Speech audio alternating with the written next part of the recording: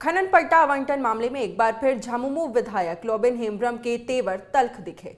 सदन में अल्पसूचित प्रश्न के माध्यम से उन्होंने आरोप लगाया कि बिना ग्राम सभा की सहमति लिए राज्य में खनन पट्टा दिया जा रहा है, जिसमें बड़े पैमाने पर गड़बड़ी हो रही है। पेशा कानून का भी पालन नहीं हो रहा है। उन्होंने सरकार के जवाब को भी चुनौती दे डाली। जवाब में मंत्री बादल पत्रलेख ने कहा कि ग्राम सभा की सहमति लेकर ही खनन पट्टा दिया जा रहा है। अगर किसी जगह का मामला स्पेसिफिक है तो विधायक बताएं, जांच करा ली जाएगी।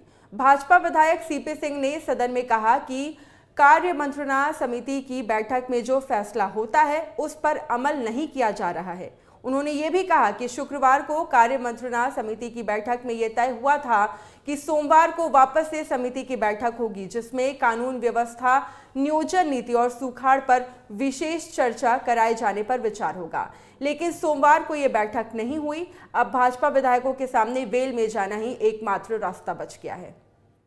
महोदय, जब ये बोल रहे कि अभी तक पैसा कानून का रेगुलेशन नहीं बना, कानून नहीं बना, नियम नहीं बना महोदय, तो फिर आप कैसे ग्राम सभा करा रहे हैं? मैं मानता हूं ठीक है 1 मिनट के लिए कि आपने ग्राम सभा कराया, लेकिन आप ग्राम सभा किस नियम के तहत करा रहे हैं जब आपका रेगुलेशन बना ही नहीं? रेगुलेशन को ताक में रखकर के आपका काम हो रहा है और यहाँ खनिज संपदा का लूट हो रहा है महोदय। मैं आपको बता रहा हूं, हो गया महोदय। तो ये मंत्री बता रहे कि जब तक नियमावली नहीं बनता, जब तक नियमावली नहीं बनता है तब तक जितना खनिज संपदा का दोहन हो रहा है उसको रोके। अध्यक्ष महोदय, जो माननीय सदस्य ने यह कहा है कि कहीं भी ग्राम सभा नहीं की गई लीज देने के पहले, तो अध्यक्ष महोदय यह लीज आज से ही नहीं, यह कई वर्षों की प्रक्रिया अध्यक्ष महोदय। और उस समय हमारी सरकार अभी है, कभी उनकी सरकार थी अध्यक्ष महोदय, तो हर समय नियमों का अनुपालन करके लीज दिया गया अध्यक्ष महोदय। खनन का कार्य शुरू किया गया अध्यक्ष महोदय। जो पैसा कानून जिसको लेकर बरुआ साहब ने संवेदनाएं व्यक्त की अध्यक्ष महोदय, तो 26 जुलाई 2023 को माननीय मुख्यमंत्री जी ने झारखंड राज्य के वासियों के भावनाओं के अनुरूप, यहाँ के जो रैयत है उनके भावनाओं के अनुरूप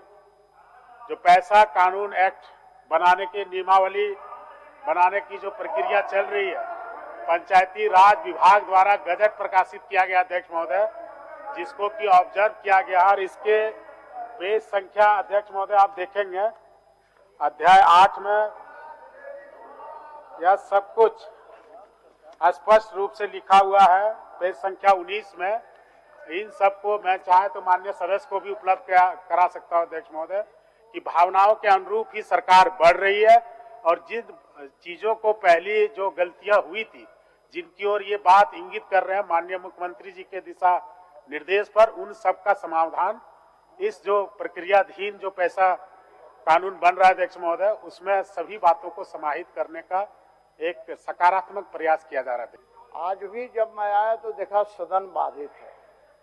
माननीय अध्यक्ष महोदय, ये नौबत आई क्यों अध्यक्ष महोदय? मैं आक्षेप नहीं लगा रहा हूं माननीय अध्यक्ष महोदय, लेकिन इतना जरूर कहना चाहूंगा कि जब शुक्रवार को कार्य मंत्रणा समिति की बैठक आपकी अध्यक्षता में हुई थी अध्यक्ष महोदय, तो उस दिन कुछ बिंदु पर तय हुआ था कि इस पर अपनी राय रखा था हमने कि आप नियोजन नीति, स्थानीय नीति, रोजगार पर और लॉ एंड ऑर्डर पर आप जो है सो बहस कराइए। इस पर तय नहीं हो पाया। फिर बोला गया कि सोमवार को फिर कार्य मंत्रणा समिति की बैठक करेंगे।